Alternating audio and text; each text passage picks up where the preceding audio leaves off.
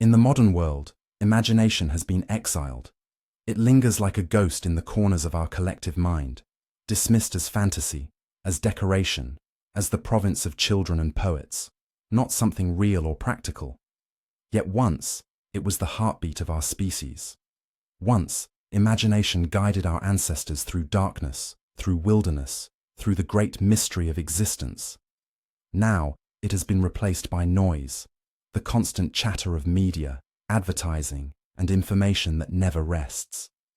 This noise forms a kind of psychic smog, and beneath it, a great silence has fallen. A silence not of peace, but of forgetting. The imagination, that shimmering interface between mind and cosmos, has been reduced to entertainment. Culture tells us that imagination is not to be trusted. It whispers, "Stay in the known world. Don't drift too far into the dream." But Terence McKenna believed that this domestication of the mind was the greatest tragedy of our time. Culture is not your friend, he said, not because he rejected human community, but because he saw that the modern cultural machine had hijacked the human spirit. What we call culture is a self-replicating organism of symbols and instructions designed to perpetuate itself, not to liberate you.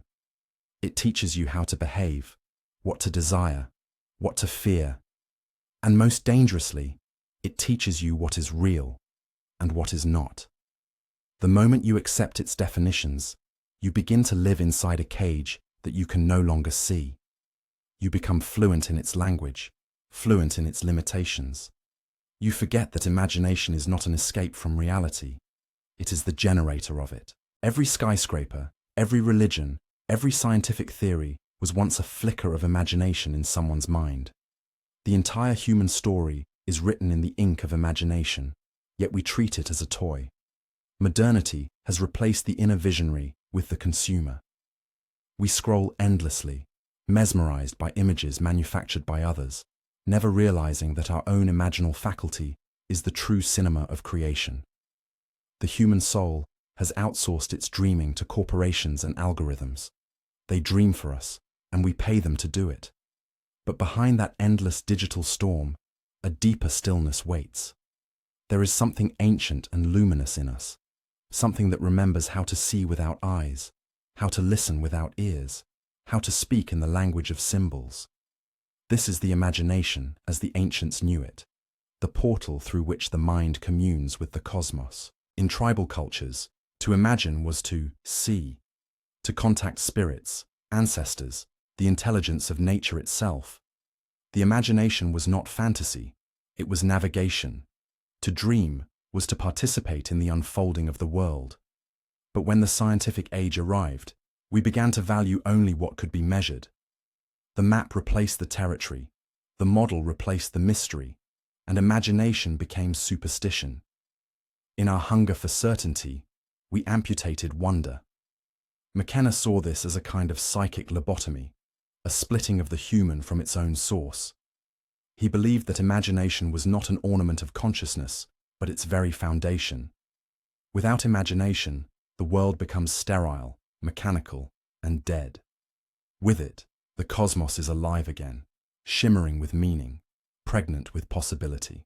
The tragedy of our age is that we have built machines to simulate the very thing we've forgotten how to do ourselves.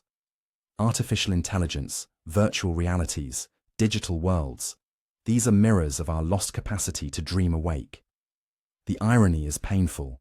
We are inventing technologies to mimic the imagination, while ignoring the boundless one already within us. Beneath the surface of everyday awareness, imagination waits. It is like an ancient forest buried under concrete, roots still alive beneath the asphalt of culture. Sometimes you glimpse it, in art, in music, in the faces of those who dare to live differently. Sometimes it comes in dreams, reminding you of another dimension of being that logic cannot explain.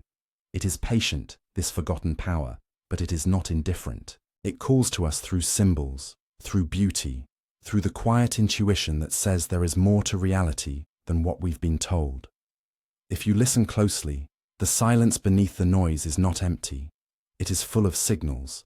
The imagination is the receiver. It translates chaos into meaning, randomness into pattern. It is the internal alchemy that turns perception into poetry. Yet we are trained to distrust it, to believe that the imagination deceives while the material world tells the truth. But what if it's the other way around? What if the so-called real world is a reflection, a projection of the imaginal field? What if the imagination doesn't merely represent reality, but creates it? McKenna would say that the imagination is the domain where the future is born. It is the cosmic womb of potentiality. Every great transformation of human civilization, from the discovery of fire to the exploration of space, began as a vision, a hallucination in the theater of the mind. The human being is a creature that dreams itself into existence. We are the imaginal species, and yet we've become estranged from our gift. To rediscover imagination is to reclaim our evolutionary birthright. It is to wake up from the trance of consensus reality and remember that we are creators, not captives. But such awakening is not easy.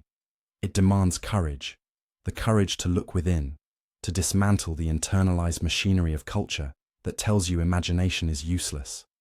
Because to imagine freely is to threaten the control system. It's to become unpredictable, to live by inner vision rather than external command.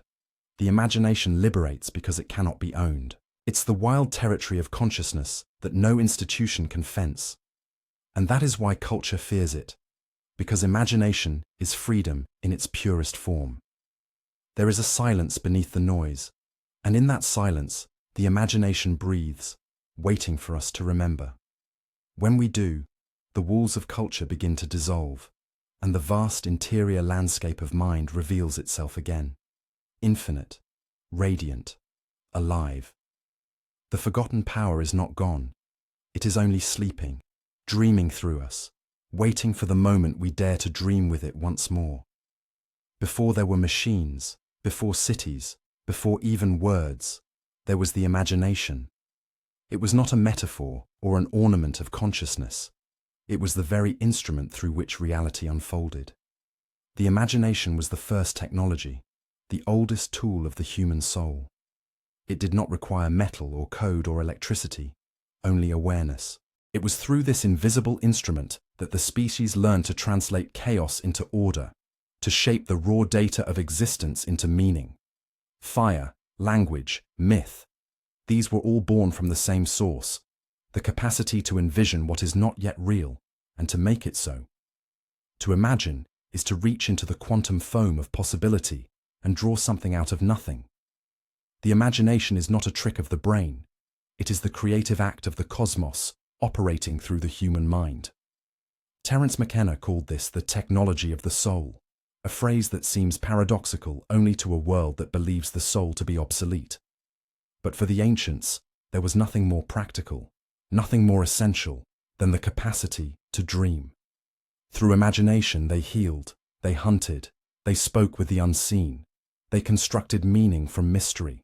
The shaman entering trance was a technician of the sacred, navigating landscapes of mind that were as real to him as mountains or rivers.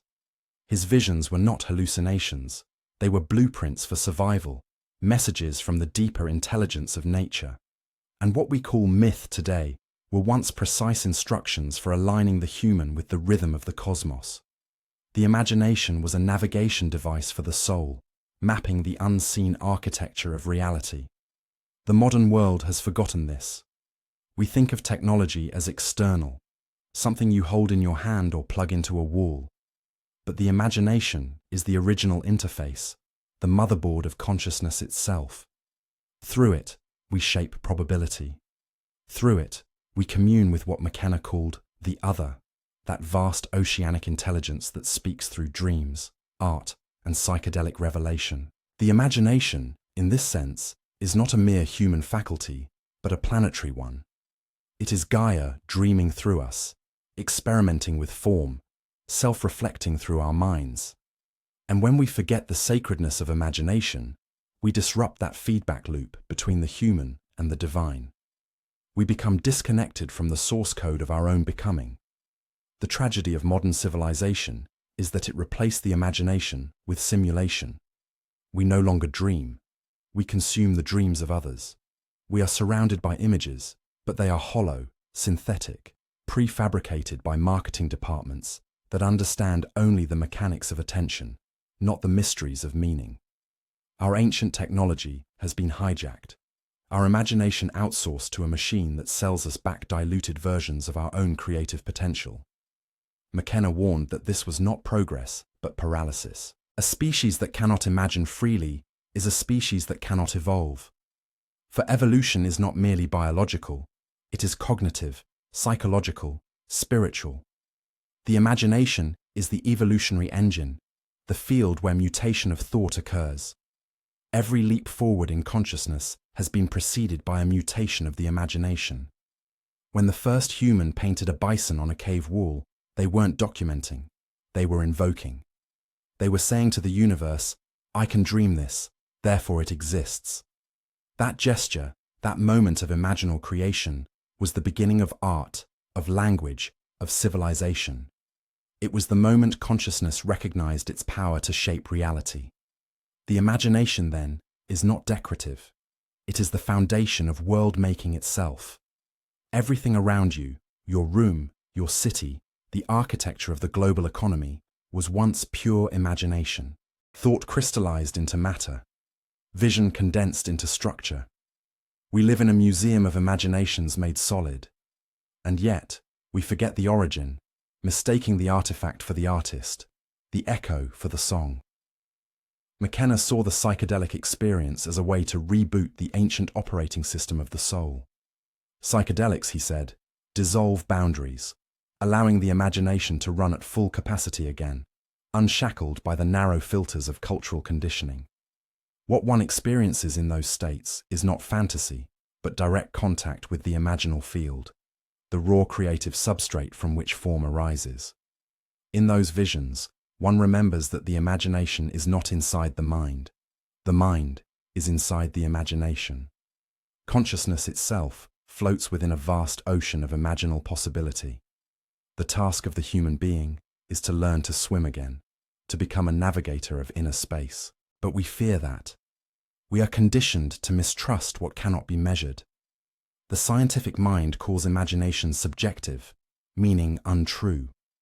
Yet everything we call objective reality began as someone's subjective vision. The rocket, the equation, the cathedral, all were once invisible, fragile, fleeting patterns in someone's imagination. The distinction between imagination and reality is not absolute.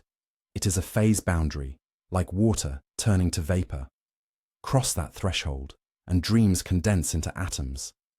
The imagination is the laboratory of the future. To imagine is to build prototypes in the invisible realm of mind before they are manifested in matter. When McKenna spoke of the archaic revival, he was calling us to remember this forgotten technology, to integrate it with the tools of modern science, to heal the split between matter and spirit, logic and dream. He believed that the survival of the planet depends on this reunion. Without imagination, technology becomes blind, and blind technology becomes destructive. Only when guided by the visionary, by the dreamer, by the artist of consciousness, can technology serve the living whole. The imagination is not opposed to reason. It is its origin and its ultimate companion. Rational thought is the scaffolding, but imagination is the blueprint. Without it, civilization becomes a machine without a soul. And we can feel that absence everywhere, in the sterile architecture of cities, in the mechanical rhythm of daily life, in the quiet despair that fills the spaces where mystery once lived. Yet the imagination is still here, waiting to be reactivated. It waits in the artist who cannot explain why they must create, in the child who sees worlds in clouds, in the dreamer who wakes with symbols that feel older than language. It waits in the silence between thoughts, in the shimmering edge between waking and dreaming. To remember imagination is to awaken the original technology of the soul. It does not run on electricity, but on attention. It does not require data. It requires wonder. The imagination feeds on beauty, on curiosity, on courage. It grows when we dare to enter the unknown. It is the inner fire that turns chaos into creation, entropy into meaning. And every time you close your eyes and see something new, something impossible yet true, you are touching the same power that shaped galaxies. You are operating the oldest technology in existence, the imagination, the dreaming interface between mind and cosmos. The question is not whether it still works. The question is whether we remember how to use it. Culture tells us what is real. It defines the borders of the possible, the acceptable, the believable. From childhood, we are trained to see the world through a lens constructed by others, a lens made of words, habits, and shared assumptions. This is what Terence McKenna called the prison of consensus reality. It is a prison built not of iron, but of ideas, and because it is invisible, we rarely even know that we inhabit it. We wake up, go to work, use the same language, repeat the same gestures, and all the while, we live inside a collective hallucination so convincing that we mistake it for the only reality there is. We've agreed upon the structure of our dream, and because so many agree, it feels solid. Yet beneath this consensus, the world is fluid, shifting, unbounded. McKenna said that reality is not made of matter, but of language. Every word we speak shapes perception. Every concept filters the raw, chaotic energy of existence into the narrow hallway we call the real world. And so we inhabit a linguistic trance. We no longer see what is. We see what our culture permits us to see. But the imagination lives outside those walls. It is the forbidden dimension, the wilderness beyond the map. When you step into imagination, you step into the territory that culture has declared unsafe, because it cannot be controlled there. In that wilderness, you are no longer a consumer or a citizen, but a creator. You rediscover that reality is not fixed, but elastic, capable of responding to consciousness. This is why those who have visionary experiences, through meditation, dreams, art, or psychedelics, return with a sense that the world is alive, malleable, and profoundly mysterious. They have seen behind the veil of consensus. They have glimpsed the imagination's fingerprints on everything. To live inside the prison of consensus reality is to be hypnotized by repetition. Everything you see reinforces the same worldview. The television, the news, the slogans of corporations, all of them tell a single story. This is what life is, and nothing else matters. But what if that story is a spell? What if consensus reality is a kind of magical incantation, an agreement that keeps the infinite potential of the mind confined within a narrow spectrum? McKenna often described our civilization as a control system, one that depends on your belief in its definitions. The moment you stop believing, it begins to crumble. You can test this directly. The instant you question the absolute nature of things, the world begins to shimmer with ambiguity, with possibilities branching in every direction. It is not the world that changes, it is your relationship to it. The imagination cracks open the rigid crust of the known, allowing something wild and luminous to pour through. McKenna called culture a mass hallucination, and though the phrase sounds poetic, he meant it quite literally. The reality we share is a shared dream, stabilized by language and consensus. We build temples of agreement around us, science, religion, politics, all claiming to reveal the truth, but what they truly reveal are the limits of our collective imagination. Science itself is a form of refined dreaming. It constructs elegant models of the cosmos, yet even those models shift with time, proving that our understanding of reality is always provisional. What we call fact today becomes myth tomorrow. In this sense, all human knowledge is a story told by the imagination to itself. The problem is not that we tell stories, but that we forget they are stories. When we mistake the map for the territory, we imprison ourselves in our own symbols. McKenna's message was not anti-science but pro-awareness. He urged us to remember that behind every theory lies mystery, and that mystery is the true nature of being. To awaken from consensus reality is not to reject the world, but to perceive its deeper layers. The imagination reveals that reality is participatory. The observer is not separate from what is observed. Consciousness interacts with the field it perceives, shaping it, coloring it, pulling possibilities into form. When you imagine, you are not escaping from reality, you are co-authoring it. The dreams of the species become the scaffolding of its world. The architecture of the city, the structure of society, the codes of law, all are solidified imagination. Once this is seen, the boundaries between inside and outside blur. You realize that every change in the collective begins in the private theater of the mind. Every revolution starts as an idea, every revelation as an image. The imagination is the seedbed of the future. But the system we live in has learned to manipulate this creative force. Advertising, ideology, propaganda, all of them hijack imagination, feeding it pre-designed images that direct our dreams toward consumption and conformity. We no longer imagine freely. We imagine what we are told to imagine. The imagination has been industrialized. Our inner worlds are colonized by corporations, our dreams monetized by algorithms. Yet this control is fragile, for the imagination cannot be truly conquered. It is like water.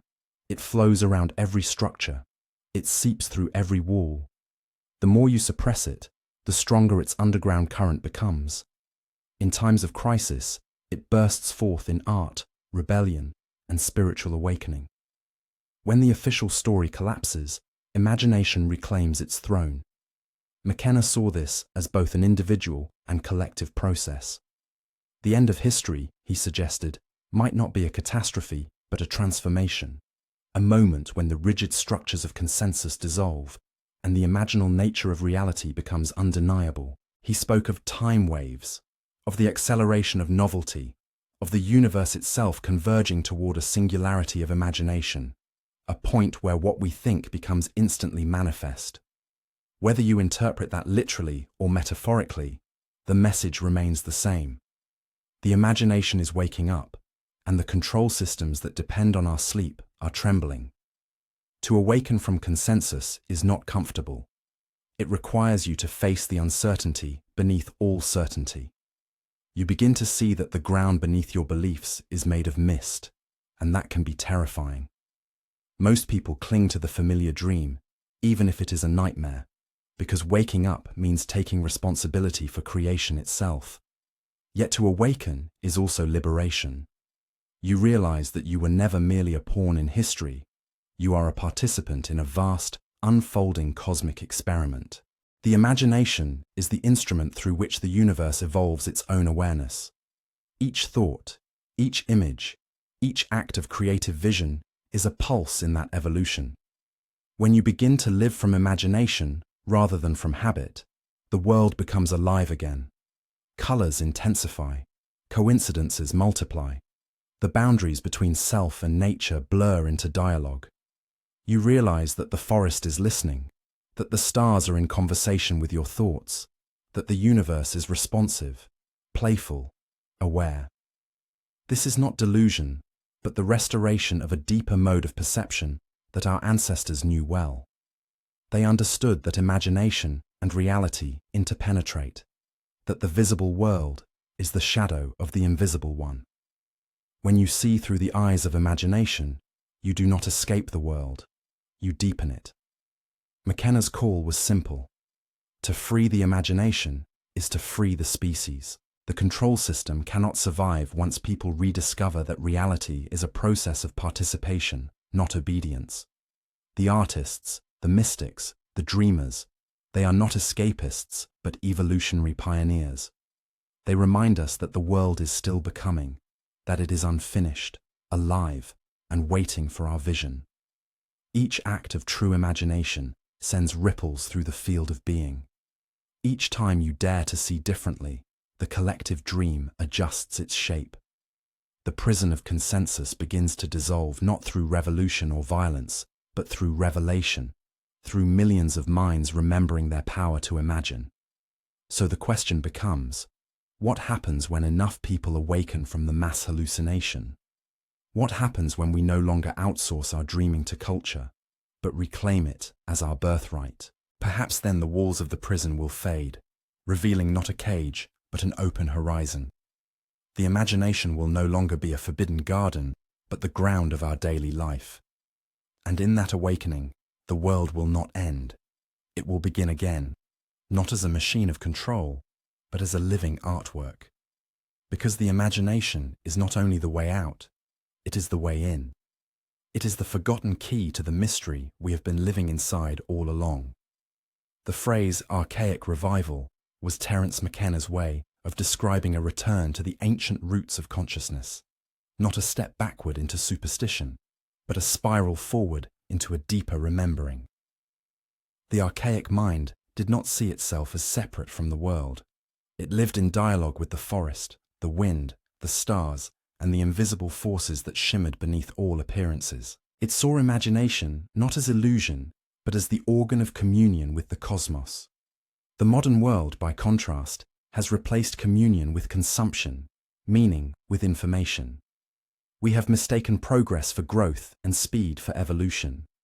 The archaic revival is the antidote, the reawakening of the original human operating system, the reintegration of the soul into the circuitry of nature. McKenna believed that the future of humanity depended not on building new machines, but on remembering the ancient technologies of the mind. In the archaic world, the shaman was the prototype of the artist, scientist, and mystic combined. Through trance, dance, rhythm, and plant sacraments, the shaman entered the imaginal realm to retrieve information, healing, and wisdom. This was not entertainment. It was participation in the living intelligence of the universe. The cave paintings of Lascaux and Altamira were not primitive decorations. They were acts of magic, attempts to shape reality through vision. When the hunter painted the bison, he was not illustrating a memory. He was entering a conversation with the animal spirit, aligning his own imagination with the deeper patterns of life. In this sense, art was technology, a way to imprint intention onto the matrix of existence. The archaic mind knew that imagination and reality were intertwined threads in the same tapestry. Modern civilization has largely forgotten this. We build temples of glass and steel, but no longer understand the sacred geometry they echo. We create virtual realities, yet deny the inner reality from which all technology emerges. The archaic revival is not nostalgia for a simpler time. It is the recognition that our ancestors were navigating dimensions of consciousness that modern science is only beginning to glimpse. Psychedelics, meditation, and visionary art are not escapes from the world, but bridges back into its hidden depths. McKenna often said that the planet itself is alive and dreaming, and that human imagination is the instrument through which Earth experiences its own potential. The archaic revival is the process of remembering that we are not observers of this dream. We are participants within it.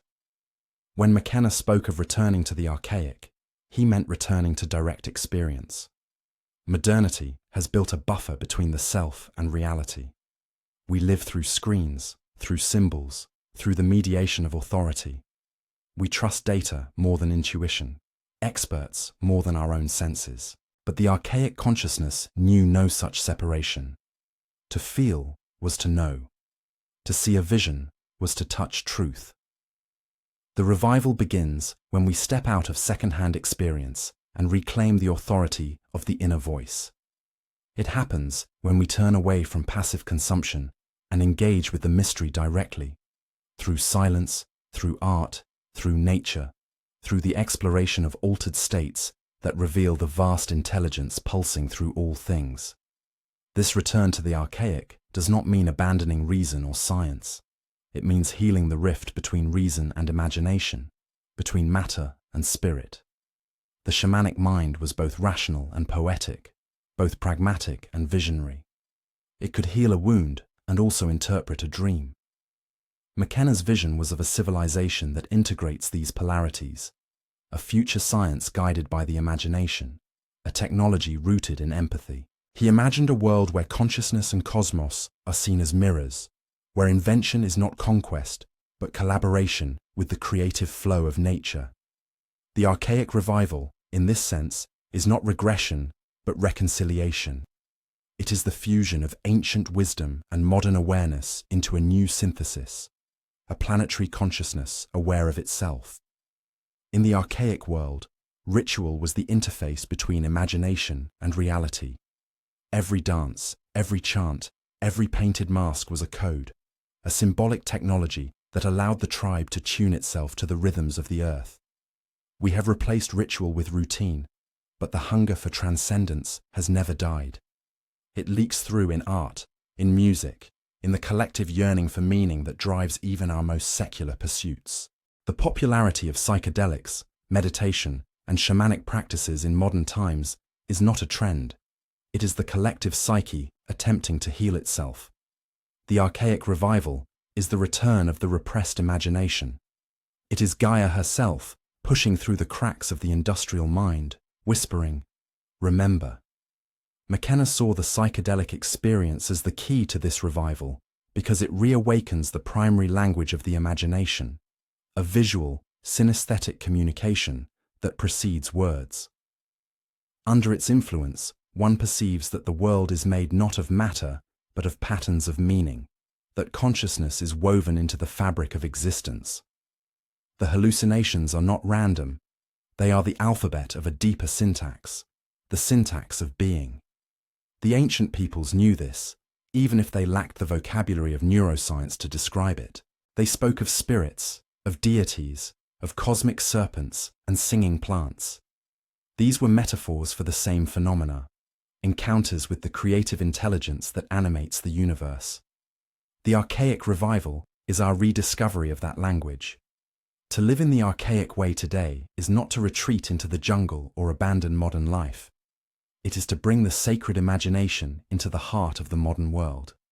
It means to see technology as an extension of the mind rather than its master, to see ecology not as scenery, but as a living organism of which we are a part. It means to re-enchant the world, to walk through the city and see the same spirit shining through the neon that once glowed in the stars. The archaic consciousness knows no distinction between sacred and mundane. Every gesture, every moment, every breath is a conversation with the cosmos. The revival asks us to remember that life itself is a ritual, that consciousness is the ceremony through which the universe becomes aware of itself. Yet this revival is not automatic. It requires participation. It requires courage to step outside the sanctioned narratives of modernity, to listen to the voices that speak through dreams, visions, and intuition. The rational mind fears this, because imagination cannot be measured or owned. But the revival begins in small acts, in the choice to create rather than consume, to experience directly rather than through screens, to see the world as alive rather than inert. Every time we choose curiosity over cynicism, wonder over certainty, we move closer to the archaic state of being. The imagination then begins to breathe again, no longer trapped in abstraction, but flowing as the living current of awareness. McKenna's archaic revival was not just a theory, it was a prophecy of transformation. He saw that the future would demand a radical shift in consciousness, a remembering of the ancient partnership between humans and the planet. The ecological crises of our time are symptoms of forgetting that the earth is not a resource, but a relationship. The imagination is the bridge that can restore that relationship, because it allows empathy to extend beyond the human to the entire field of life. When we imagine, we feel. When we feel, we understand. And when we understand, we act not as conquerors of nature, but as caretakers of its dream. The archaic revival is ultimately a homecoming. It is humanity remembering its place in the cosmic story. It is the realization that the wisdom we seek has been with us all along, encoded in myth, in art, in the rhythms of breath and heartbeat. The modern mind believes it has outgrown the archaic, but in truth, it has only lost touch with its roots. Without imagination, progress is a path of exile. With it, progress becomes pilgrimage. The revival invites us to return to the circle, to see time not as a straight line of endless expansion, but as a spiral of remembrance. As we circle back to the archaic, we do not regress, we integrate. We bring the lost knowledge of the ancestors into the light of a new era, guided by the same ancient flame that first taught us to dream. And so the archaic revival is not a movement of the past, but of the future. It is the reactivation of the soul's technology, the imagination, as humanity's compass in the uncharted landscapes ahead. To revive the archaic is to heal the fracture between self and cosmos, between thought and nature. It is to remember that the same imagination that painted bison on cave walls also builds cities of glass and stars of silicon. It is the eternal dialogue between human and universe, the song we forgot how to sing, but which still echoes, waiting for us to remember the melody. The imagination does not belong only to the human mind. It is the living current of the cosmos, the dreaming intelligence of the universe expressing itself through form. Every atom is a thought in motion, every star a sentence in the story of being. When Terence McKenna spoke of the organic mind of the cosmos, he was describing this recognition, that the universe is not a dead machine, but a living, self-aware entity, engaged in perpetual creativity. Matter is not inert, it is imagination crystallized into density. What we call the laws of physics are simply the rhythms of the cosmic imagination, reliable patterns in an infinite dance of possibility. The human mind is one fractal node in that vast network of consciousness, a local expression of the universal dreamer. Through us, the universe becomes aware of its own imagination. The great forgetting of modern civilization began when we stopped seeing nature as intelligent. We transformed the world from a living teacher into an object of exploitation. The forests became resources, the rivers became utilities, the heavens became data. The mystery was dissected until it bled into abstraction. Yet despite our mechanistic worldview, the intuition of a living cosmos continues to stir in the depths of our psyche. We sense it in music that moves us for no reason, in moments of synchronicity, in dreams that feel more real than waking life. These are echoes of the ancient knowing, that consciousness and cosmos are not separate. When you look at the stars are also looking back through you. The imagination is the medium of this communion. It is how the inner and outer worlds mirror each other. McKenna often described the universe as a kind of mind and human thought as a small eddy in that vast mental ocean. From this perspective, evolution is not a blind process, but a form of learning, an experiment in complexity and awareness. Life evolves to know itself. The imagination is the mechanism of that knowing. It allows the cosmos to dream new possibilities into form. Every creative act, whether the birth of a galaxy or the writing of a poem, is an expression of the same fundamental impulse, the universe imagining itself in a new configuration. The artist, then, is not creating out of nothing. They are channeling the deeper imagination of existence. Inspiration is simply participation in the ongoing cosmic dream. The tragedy of modernity is that we have forgotten this partnership. We have mistaken imagination for escape rather than collaboration. Our machines, our technologies, our algorithms, they are reflections of the cosmic imagination filtered through a human lens, but without awareness of their source, they become hollow, soulless. We have built artificial minds that compute but do not dream, systems that analyze but do not feel. The result is a world of astonishing efficiency and profound emptiness. We've created an external simulation of the very intelligence that we once experienced directly through imagination. The challenge now is not to destroy technology, but to re-enchant it, to infuse it with consciousness. The true evolution of technology lies not in speed or power, but in empathy, in alignment with the organic intelligence that animates all things. When you begin to sense that the universe is alive, everything changes. The wind becomes a language. The stones seem to listen. The boundaries between thought and matter blur, and you realize that your imagination is not a private theater, but a portal into a shared field of creation. In moments of deep insight, meditation, or psychedelic vision, one perceives that reality is woven from symbols, that ideas have form, that energy responds to intention. These are not metaphors, but experiences of direct contact with the organic mind of the cosmos. McKenna described it as a hyperdimensional communication network, the Gaian intelligence, where every organism, every molecule, every idea participates in a planetary conversation. When we imagine, we are tuning into this field, becoming transmitters and receivers of cosmic information. From this view, human creativity is not accidental, but essential. We are the way the cosmos experiments with consciousness at a micro level. Just as neurons fire within the brain to generate perception, individual minds generate visions that feed back into the collective awareness of the planet. The imagination is how the universe evolves itself through time. Each new insight, each work of art, each act of compassion expands the field of what is possible. The imagination is not just a personal tool, it is a responsibility. When we imagine destructively, we distort the harmony of the larger system.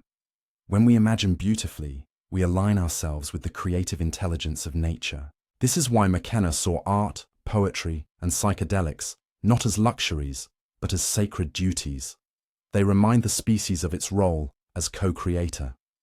To reconnect with the organic mind of the cosmos is to remember that perception itself is an act of participation. The world does not stand apart from the observer. It arises in the relationship between subject and object, between perceiver and perceived. Consciousness and reality co-create one another. Every moment of attention is a handshake between the human and the divine. Science, in its most inspired form, is an extension of this relationship, an attempt by the cosmos to understand itself through measurement. But when science forgets wonder, it becomes reductionism. When imagination forgets truth, it becomes fantasy. The harmony lies in their union. The imagination gives science its vision, and science gives imagination its structure. Together, they form the dialectic through which the universe unfolds its intelligence. McKenna's idea of a living cosmos also dissolves the fear of death. If consciousness is fundamental, then death is not an end, but a transition, a return to the greater imagination from which individual minds emerge. Each life is a brief condensation of the cosmic dream, a unique pattern of awareness that the universe creates to experience itself in a new way. When the pattern dissolves, the information, the essence, the dream is reabsorbed into the whole. The imagination is the thread that connects the living and the dead, the visible and the invisible, the material and the mystical. In moments of awe or grief, we feel this truth, that we are temporary expressions of something eternal. The modern age suffers because it has lost this sense of connection. We live in a cosmology of exile, a story that says we are separate, accidental, alone. Yet the imagination whispers another story, that we are the eyes through which the universe sees itself, the voice through which it speaks, the mind through which it dreams. This shift from separation to participation is the spiritual evolution McKenna envisioned. When you realize that the cosmos is conscious, that imagination is its heartbeat, then life itself becomes sacred again. Every thought becomes a seed planted in the garden of reality. Every act of creativity becomes prayer. The organic mind of the cosmos speaks in synchronicities, in intuitions, in the subtle alignments that guide us when we are quiet enough to listen. It does not shout, it whispers. It speaks through beauty, through the feeling of being in the right place at the right time, through the sudden clarity of insight that seems to come from beyond. To hear it, one must slow down, surrender the illusion of control, and remember that intelligence is not confined to the brain. It permeates everything. The tree, the river, the cloud, all are conscious expressions of the same field. When you walk through nature with this awareness, you realize you are moving through your own mind expanded into infinity. McKenna believed that this reawakening would transform humanity's future. He envisioned a planetary culture guided by the recognition that imagination is the primary resource of civilization. Such a world would value creativity over consumption, experience over possession, connection over control. It would see technology as an instrument for amplifying consciousness rather than exploiting it. In that world, science, art, and spirituality would no longer be enemies, but facets of a single cosmic dialogue, a conversation between the human and the divine imagination. To awaken to the organic mind of the cosmos is to dissolve the illusion of separation between the dreamer and the dream.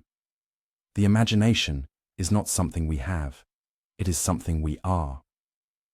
The galaxies, the ecosystems, the neural networks, the thoughts passing through your mind, all are waves in the same ocean of awareness.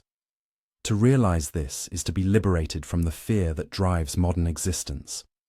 You are not lost in the universe, you are the universe finding itself. You are a thought in the mind of God, and so is everything else. And when this realization dawns, even for a moment, the world transforms. The sky breathes, the earth hums, and the boundaries of self dissolve into a radiant field of being. You feel the pulse of creation in your veins, the whisper of eternity in your breath. You understand that imagination is not the opposite of reality, it is the soul of it. And in that understanding, you return home to the living cosmos, to the dreaming intelligence that has always been imagining you. The imagination is calling us home. It is a whisper at the edge of our consciousness, a quiet reminder that we are more than consumers of reality. We are its creators. This call is subtle but persistent, like a melody we can almost remember. It comes to us in moments of wonder, in dreams that linger after waking, in the feeling that life is somehow alive and speaking. Terence McKenna believed that this call was the voice of the archaic soul, the ancient memory of our partnership with the cosmos. He called it the return to the dreaming self. It is the journey back to the source of imagination, the rediscovery that reality itself is a dream the universe is having through us. And yet, this return is not regression. It is evolution remembering its origin. To return to the dreaming self is to step out of the hypnosis of culture and re-enter the direct experience of being. We have been taught to believe that imagination is childish, that dreams are illusions, that only what can be measured is real. But the deeper truth is that the imagination is the most ancient intelligence within us, the original language of the soul. Long before words, before rational thought, before even self-awareness, there was the dreaming mind, vast, fluid, unbounded. It was through this mind that our ancestors navigated the mysteries of existence. It was how they spoke to nature, how they received visions, how they created meaning. In forgetting the dreaming self, humanity lost its link to the living cosmos. We became exiles in our own world, wandering through a landscape of facts but no meaning, of progress but no purpose. The return begins when we remember that the imagination is not something inside our heads. It is the bridge between the inner and outer worlds, between the human and the divine. McKenna saw imagination as the interface between biology and eternity, the mysterious faculty through which matter becomes self-aware. To awaken to the dreaming self is to realize that your thoughts are not private events, but waves in a collective ocean of mind. What you imagine ripples through the fabric of the cosmos. This realization is both liberating and terrifying, for it dissolves the illusion of separation. It means you are not merely a passenger in the universe, you are a participant in its unfolding. Every act of imagination, every vision, every choice is a contribution to the ongoing creation of reality. The world is not something happening to you, it is something happening through you. And when you understand this, you begin to see life differently. The smallest gesture, the simplest word, becomes sacred. The return to the dreaming self requires courage because it demands the death of the false self, the mask that culture has constructed. To imagine freely is to threaten the system that thrives on conformity. It is to remember that identity is fluid, that reality is participatory, that truth is a living process, not a static structure. McKenna said that nature loves courage, and he meant that the act of imagining a new possibility, truly imagining it, is the most courageous thing a human can do. Every great transformation begins with an imaginative act, a leap into the unknown. To return to the dreaming self is to take that leap. It is to trust the imagination as your compass through the uncharted territories of existence. As you awaken, you begin to perceive the world differently. The ordinary becomes extraordinary. The familiar becomes alive again. You notice how your inner state shapes the outer events, how coincidences align when you follow intuition, how the universe seems to speak in symbols rather than facts. This is the language of the dreaming self, the language of pattern and resonance, of myth and synchronicity. The more you listen, the more fluent you become. The rational mind resists this. It wants control, certainty, prediction. But the dreaming self thrives on ambiguity, on the open-ended dance between what is and what could be. It understands that meaning is not something found, but something created.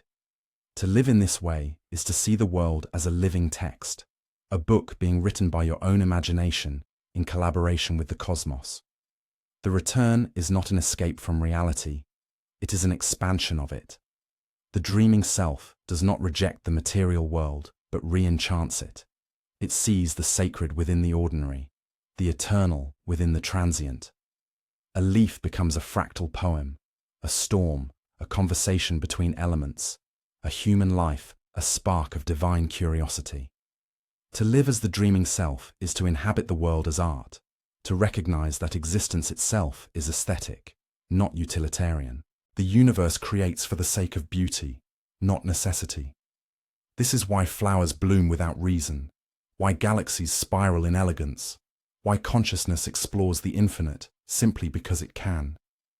When you live through the imagination, you align with this creative principle.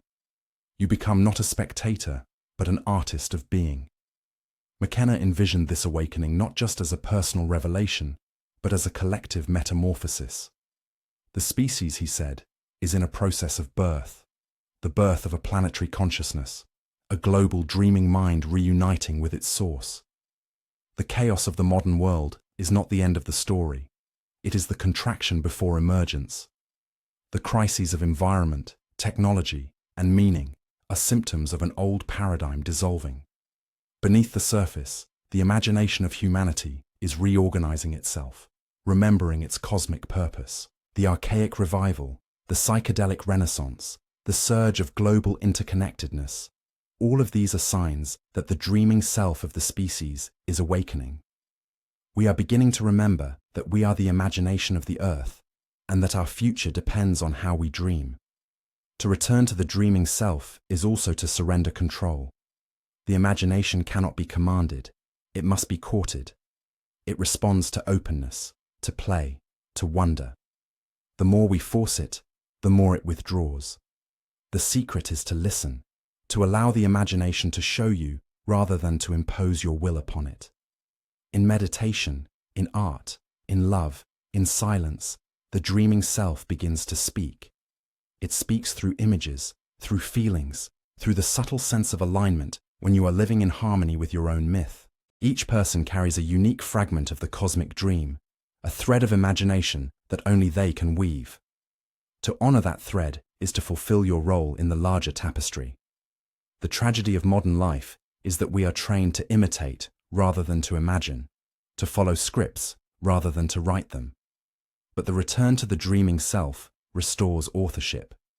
You become again the storyteller of your own life, not its passive character. In this state, the boundaries between waking and dreaming dissolve. The imagination no longer belongs to the night. It becomes continuous, active, awake. You realize that every moment is an act of dreaming. The air you breathe, the thoughts you think, the encounters that shape your day. Reality itself is a lucid dream, and you are the lucid dreamer. McKenna believed that this recognition was the next stage of human evolution, the transformation of unconscious dreamers into conscious co-creators. To live as the dreaming self is to see that the world is not fixed but fluid, and that love and imagination are the forces that shape its flow. Ultimately, the return to the dreaming self is a return to unity. It is the realization that the separation between self and universe, between dreamer and dream, is only apparent. The imagination bridges the gap, revealing that existence is a single creative act unfolding in infinite forms.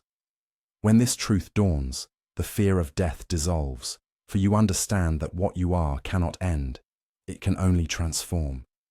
You are the dream dreaming itself, and the dream never ceases.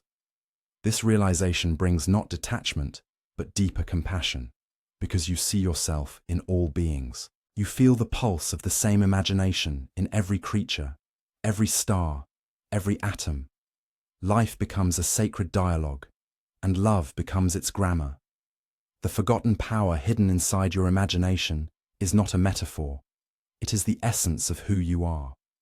To awaken it is to remember that the cosmos is not something outside you, but within you. The galaxies are mirrored in your neurons. The flow of time is echoed in your breath. When you close your eyes and imagine, you are participating in the oldest act in the universe, creation. The return to the dreaming self is the realization that the imagination you seek has always been seeking you. It is the voice that has never stopped calling your name across the ages, the eternal invitation to co-create with the mystery. And when you finally answer that call, you discover that you were never lost, never separate, never asleep. You were dreaming all along, and now the dream is awakening through you.